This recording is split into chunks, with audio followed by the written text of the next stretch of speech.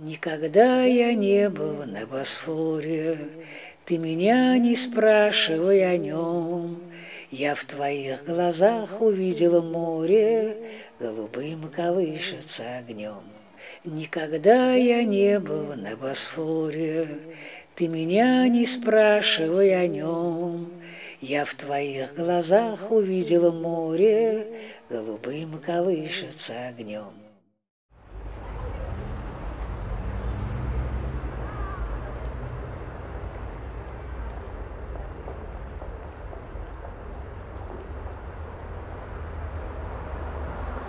اوایل چند سال که 25 ساله از بکردی قصه ناکم ما مستایم رویشت راسته جرجرا هاوین دچیم مالا بریخا مالا خوشکا خا لی چند روزا دا خبر دادم بکرمانجی لی وقتی دیم ورادی سوار همو روسی ایشو کارم روسی لما جهاز نها بروسی وارد بیجم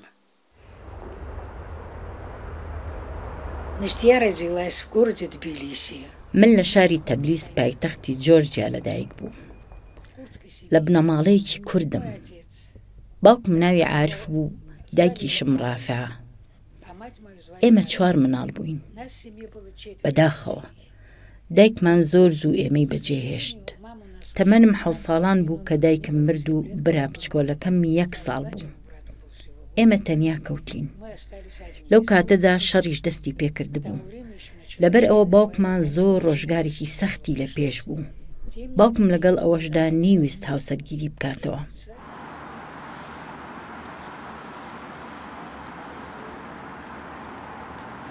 سەرەڕای هەموو گرفتەکان قوتابخانەم بە وەرگرتنی میداڵی زێرەوە تەواو کرد. زۆر حەزم لە خوێندن بوو. قۆناغی دواناوەندیم تەواو کرد. بەڵام چی بوو کە هاتم بۆ لینینگراد.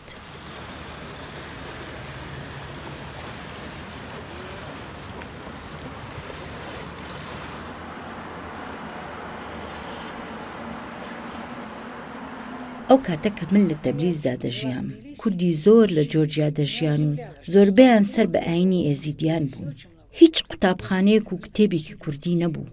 هەموو کاتێ لە باوکم دەپرسی کوردەکان چ کەسانێکن؟ ئێمە کێین و خەڵکی کوێین؟ باوکم تا ئەو جێگایی دەیتوانی بۆی ڕوون دەکردمەوە. بەڵام بە هیچ شێوەیەک حەزی نەدەکرد لەبارەی ئەو ڕووداوانەوەی لە سەردەمی مناڵیدا ڕوویانداوە قسە بکات. چونکە کۆچی ئەو لە تورکیاوە بۆ ئێرە قەت بە هەڵکەوت نەبوو. ڕوودا و کارەساتی زۆر سەختی بەسەرا هات بوو. لەبەر چاویا هەموو بنەماڵەکەیان کوشتبوون و سەریان بڕی بوون. هەر بەم بۆنەوە ئەو نەی دەتوانی لە ئەو بارەوە هیچ قسەیەک بکات. کاتێکە من زۆر پێداگریم دەکرد دەیگێڕایەوە کە ئەو لەو کاتەدا تەمەنی زۆر نەبوو جگە لە سەرما و برسێتی و زوڵم و زۆر شتی تر هیچی تری بیر نەماوە. بە منیە وت لەبەر ئەوە تۆ ئەبێ وانەکانت بخوێنیت. ئەتوانی لەسەر فەرهەنگی نەتەوەی خۆت بخوێنی. ئەمە شتێک بوو کە باوکم بە منی ئەوت. هەرچەندە کە من خۆشم وام پێخۆش بوو.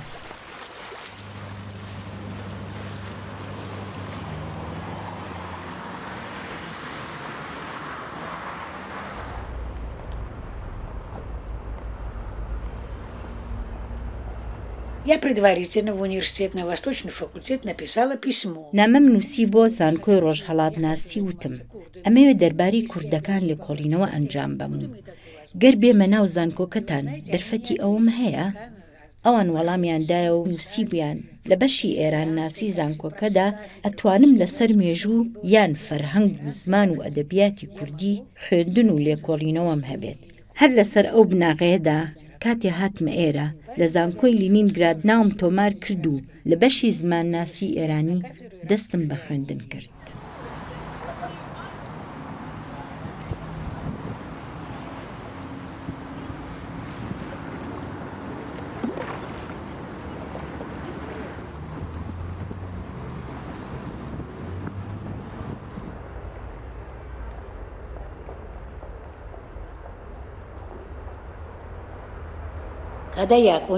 کاتێ لە ساڵی 58دا زانکۆی ڕۆژهەڵاتناسیم لە بەشی ئێرانناسیدا کۆتایی پێهێنا لەبەر ئەوەی بە پلەی باڵا خوێندنم تەواو کردبوو ناردیانم بۆ بەشی کوردی کە قەناتی کوردۆ بەرپرسی بوو تا بە پلەی دکتۆرا درێژە بە خوێندن بدەم.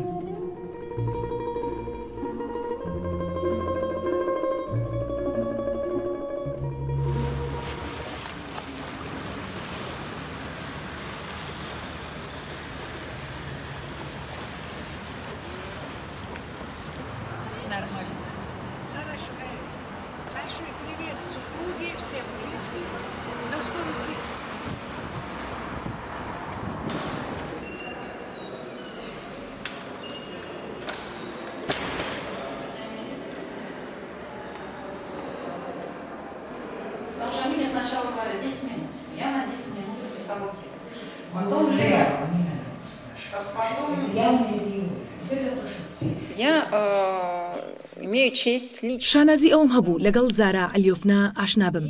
لەم ڕۆوە بەڕاستی زۆر دڵخۆش و بەختەوەرم. لە ڕۆژانی سەرەتەی هاتنم بۆ زانکۆ یەکەمین بیرەوەریەکانی من لە پەیوەندی لەگەڵ گروپی کوردیدا بوو. یانی هەر لەو جێگەی کە ئێستا کوردناسەکان لەبێن هەموو کاتێ ژووری گروپی کوردی لەبێ بوو.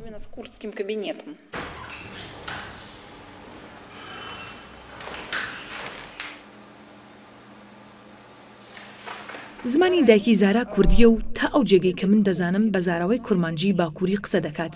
بەڵام کاتێک کە لە زانکۆ دەست بەکار بوو زمانی کوردی باشووری شوێر بوو. دوای ئەوە لەگەڵ مامۆستای خۆی قەنات کوردۆ ساڵانێکی زۆر لەسەر قاموسی کوردی سۆرانی رووسی کاریان دەکرد کە تا ئەو کاتە هیچ کارێک لەو بوارەدا نەکرا بوو. ئەم کارە بۆ یەکەم جار دەکرا. ئەو قاموسە لە ساڵی 1983 چاپ کرا. بەڵام لە ڕاستیدا زارا علیۆڤنا هەر لە ساڵانی سەرەتای زانکۆدا دەستی بە نووسین کردبوو.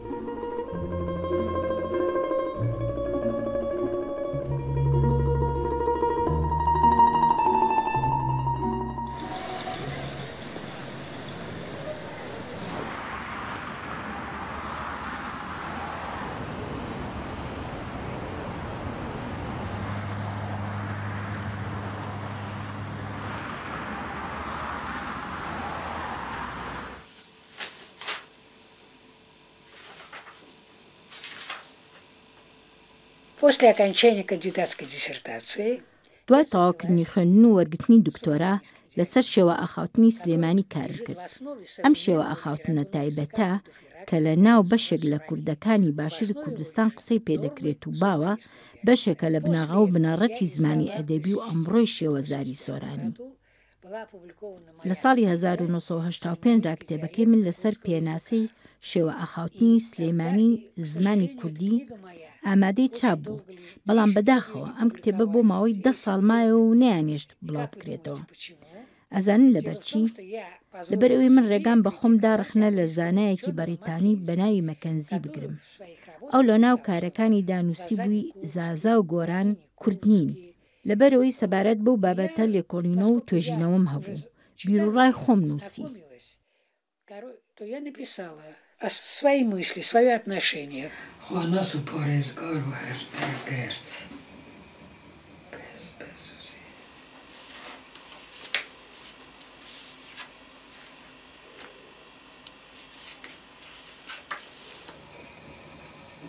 بە کورتی لەگەڵ ئەودا کۆتمە گفتوگۆ و مشتومڕ.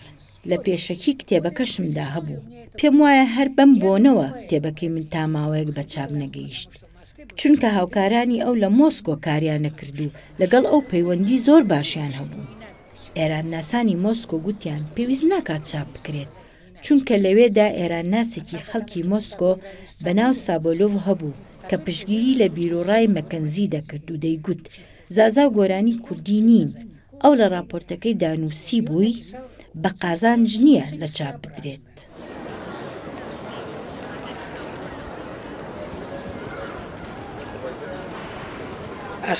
بەڵام من وەڵامی نامەکەم نووسی و پشتیوانیم لە کارەکەی خۆم کرد و چوومە لای سەرۆکی زانکۆکۆ وتم باشە ئێستا ئەمەیانی چی؟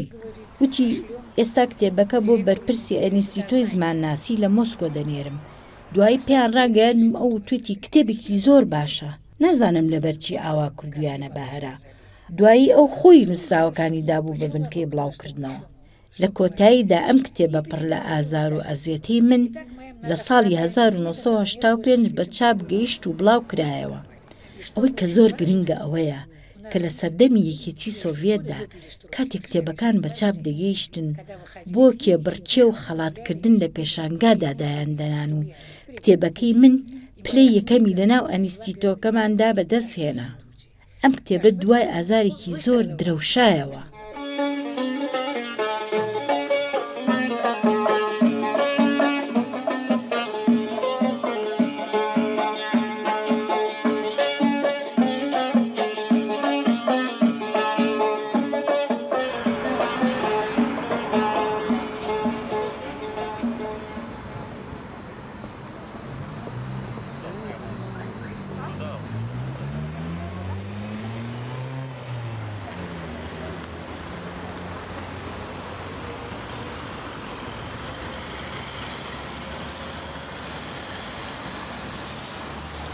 Потом она начинает осваивать грани, романи и также диалекты. دوای ئەوەی دەستی کرد بە فێربوونی شێوەزارەکانی دیکە وەک گۆرانی و هەورامی بڕوانامەی پۆستدکتۆرای خۆی دەربارەی شێوەزاری گۆرانی تەرخان دەکات و بەرگری لە تێزەکەی دەکات بە پلەی باڵا بڕوانامەکەی وەردەگرێت.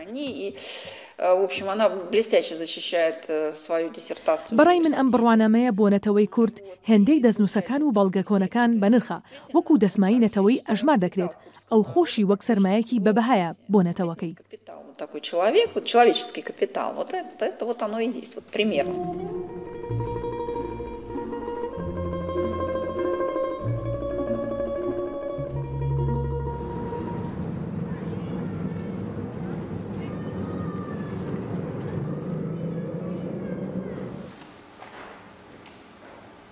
Она изучает диалектные формы грамматические. ئەو لەسەر ڕێزمان و ڕێنووسی زمان و زاراوە جۆراوجۆرەکانی زمانی کوردی لێکۆڵینەوەی دەبێت و ئەمە یەکێک لە سەختترین بەشەکانی زمان ناسی و زانستی زمانە و زۆر جیاوازە لە وتوێژی ڕۆژانە. لێرەدا دەبێت بزانی کە زمانی ڕۆژانە چۆنە و زمانی ئەدەبی بە چی شێوەیەکە و زمانی کۆن چ تایبەتمەندێکی هەیە کەوایە پسپۆڕی ئەو لەم بارەوە بێوێنە و تاقانەیە. ئەو ئەندامێکی تاقانە و ڕۆژهەڵات ناسێکی بێوێنەیە کەوایە بایەخی ئەو هەر ئەمەیە. Значение в этом и состоит. Надеюсь, что все будет хорошо, удачно.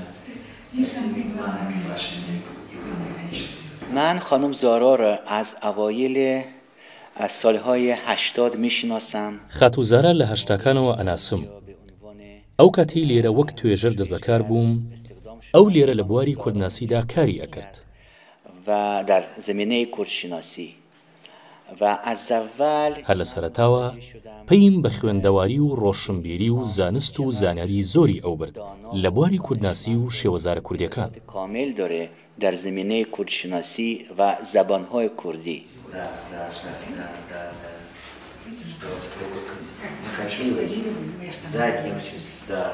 خانم زارا بر علاوه این که یک دانشمند خیلی خوبی هستند، خیلی عالی.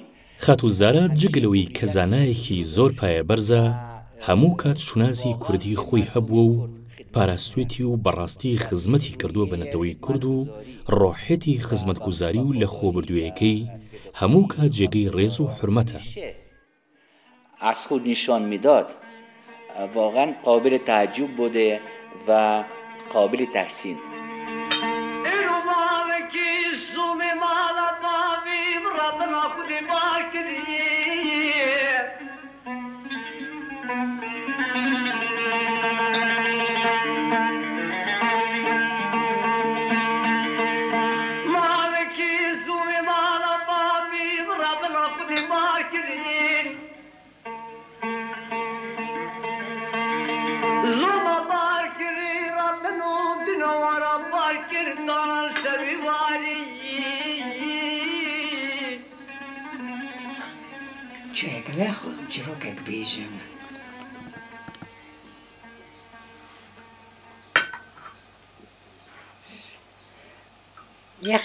من ئەمەوێت بڵێم چۆن لەگەڵ ئوربیلی ئاشنا بووم. لەو کاتەدا کتێبێکی کوردناسێک بە ناوی ماکەش لە لای ئوربیلی بوو کە ڕێزمانی شیە کردەوە. دەقی ئەو کتێبە بابەتی بڕوانامەی ماستەرەکەم بوو. ئەو کاتە ئوربیلی بەرپرسی ئینستیتوو بوو. چوومە لای ئەو بە باشی پێشوازی لێکردم. پرسیاری لێکردم لە کوێوە هاتووم و کوردی کوێم و لە چ بنەماڵەیەکم و دوایی ئەو کتێبەکەی لەسەر تاقەکە هەڵگرت و دای بە من وتی هیوادارم سەرکەوتوو بیت. ڕستەیەکی وت ئەو کات گرنگیم بە ماناکەی نەئەدا. وتی منەزانم زانکۆ تەواو کردو و بە باشی خوێندوتە. هیوادارم لە داهاتوودا بۆ درێژە پێدان بە خوێندن لە پلەی دکتۆرە هەروەکو جاران بە باشی تێکۆشانتان هەبێت و وتیشی کەشتی گەورە سەفەری زەریایی گەورە لە بەردەمیایە. ئەمە پەندێکی ڕووسیە.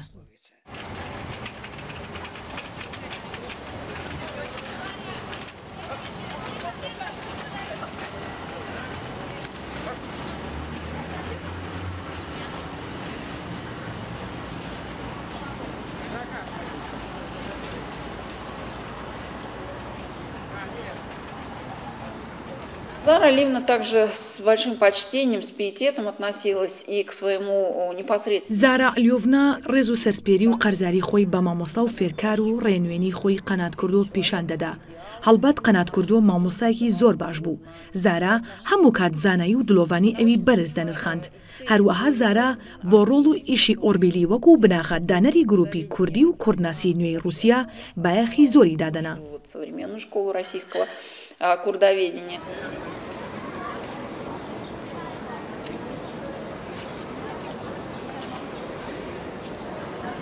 Кто говорит на северо-запад? Ну, надо, конечно, это не очень легко все. Да, не очень легко это все. Так сказать, надо определить.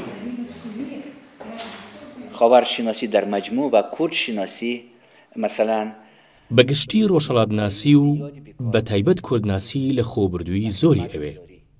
ئەو کەسانی کە پێ ئەخەنە ئەم ڕێگەیە واز لە سامانی دنیا و پارە ئەهێنن.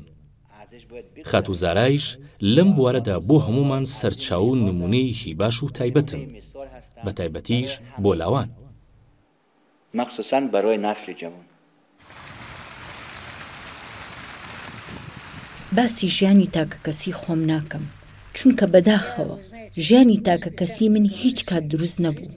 پەیوەندێکی ڕاستەقینەی سۆزداری زۆر باشم لەگەڵ یەک کەسە بوو کە لە دەرەوەی وڵات بوو. بۆ ماوەی 3 ڕۆژ هاتبووە ئێرە. لە ماوەی ئەو 3 ڕۆژەدا یەکتریمان ناسی. دوای ئەوە نامەنووسین دەستی پێکرد. ئەو سەفەری کرد و دەبوایە من بچمە لای ئەو. ئەو زۆر توندڕەخنەی لە سیاسەتی ئەو کاتێ یەکێتی سۆڤیە دەگرت. هەر بۆیە هاتوو چۆی بۆ ناو وڵات قەدەغە کرابوو. ئیزنی نەبوو بێت بۆ ناوەوەی وڵات. لەبەر ئەوەی ئەو لە ئەڵمانیای ڕۆژئاوا ئەژیا و منیش ئیزنم نەبوو سەفەر بکەم بۆ ئەوێ. ئێمە لە تەواوی ئەو ماوەیەدا تەنیا نامەمان بۆ یەکتری ئەنارد. هاوڕەکانم ئەو پەیوەندیان ناو نابوو ئەوینی پۆستی. نامەی زۆری ئەوم لابوو، بەڵام دوایی کە زۆر سەخت نەخۆش کەوتم هەمویانم سووتاند، چونکە حەزم ناکرد کەسێک دوای من نامەکانم بخوێنێتەوە. ئەویش زوو نەخۆش کەوت، بەڵام کۆچی دوایی کرد. ئەمەوێ بڵێم من لە تەواوی قۆناغەکانی ژیانمدا ئەو هەست و ئەوینەم لەگەڵ خۆم پاراستووە. تۆسقاڵێکیش لەوە پەشیمان نیم، چونکە ئەو مرۆڤێکی زۆر هێژا و بەڕێز بوو. مرا ببوس مرا ببوس برای آخرین بار، خدا ترا نگهدار که میروم به سوی سرنوشت. بهار عمرم تویی، غنچه نشکفتی، هر آنچه دارم تویی. чудесная песня. بیا سنم مکن ستم بر من عاشق زار، می بریز و بگیر.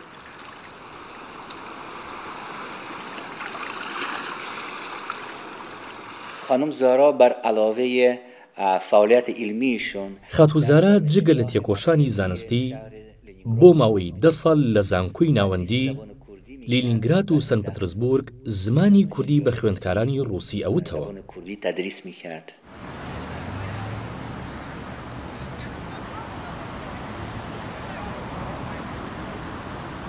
تەنانەت تابلۆیەکی ڕێزێنانم دی کە بە ئەو پێشکەش کرا بوو. ئەم ڕێزنامەیە لە ساڵەکانی 60 لەبەر ئەوەی کە ئەو بەشێکی گەورەی لەوانە بێژی زمانی کوردی و پەرپێدانی فەرهەنگی کوردی هەبووە پێشکەشی کرا بوو. ئەم وانەوتنەوە و تێکۆشانی وەکو ئەمە هەموو باز لەوە دەکات کە ئەم کەسە چەندە بە ئیشی خۆی وەفادار بوو ئیمانی هەبووە.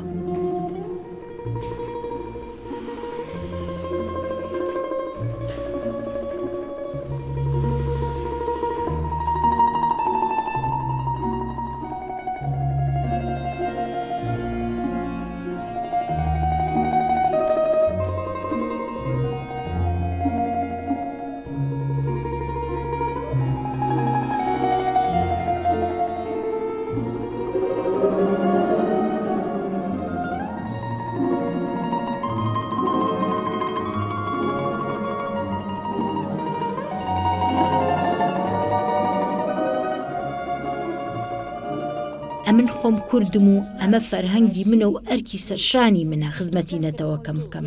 بەڵام بهێڵن کە خەڵک بزانن لە رووسیا کەسانێک هەن کە رووسین وەکو یڤگینیا، ژاکلینا و ڕۆدێنکا یا سۆکرمان کە جوولەکە بوو ئەوان سەبارەت بە فەرهەنگی ئێمەی کورد لێکۆڵینەوە و توێژینەوەیان هەبوو و کاتیان تەرخان کردو بۆ ئەم کارە هەر بۆیە زۆر ڕێزداری ڕووسیام هەرچەند کە کوردم بەڵام وەک پسپۆڕ و شارەزا لێرە پەروەردەکراوم و دروست بووم پۆست دکتۆراکەمم لێرە وەرگرت تا ئەمڕۆ لێرەدا کارەکەم چۆن نتوانم قەرزاری ڕووسیانە بم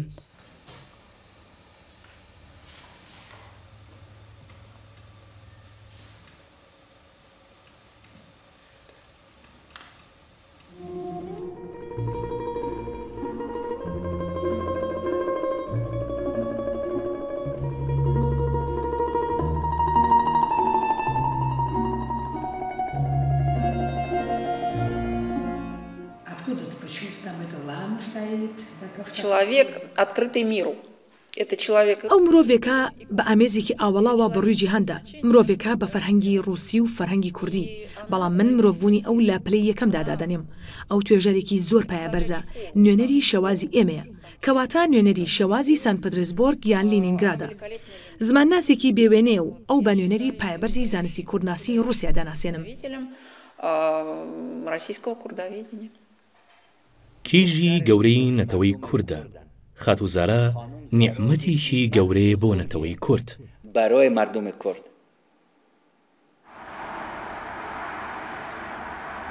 دیدم ڕێژەوە ڕوخسارم زەردەن جدا خیاران پیرانم کردن دل بیان و داری سەرکەلی لای وەشت لافەوان ئامان ریشەش وست و دەشت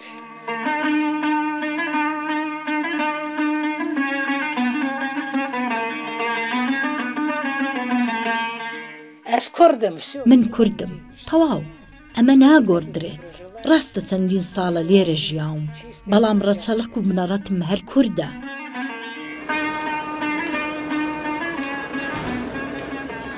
گەورەترین ئاواتی من کە تاکو ئێستا بەدینە هاتووە ئەوەیە کە من هەموو کادەمویست بچمە کوێستان و لەسەر ئەم کێوانە ڕابکەم و بچم بە ڕێگادا بە تایبەت کێوەکانی کوردستان لەگەڵ ئەوە کە بێدەنگن بەڵام هەموو شتێک ئەزانن ئەوان بینەر و شاهد هەموو مێژووی ئێمەن کێوە سەرسپیەکانی کوردستان سیدەی کورچکی گۆڕێ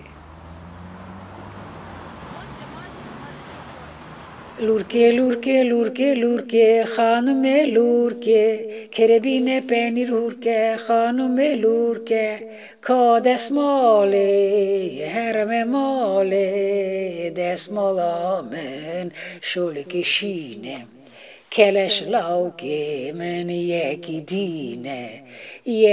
دینە وەیلۆلۆ من ناڕەوینە وەیلۆلۆ من ناڕەوینە کا دەسماڵێ هەرمە ماڵێ دەسماڵا من شۆلێکی شینە کەلەش لاوکێ من یەکی دینە وەیلۆلۆ من ناڕەوینە وەیلۆلۆ من ناڕەوینە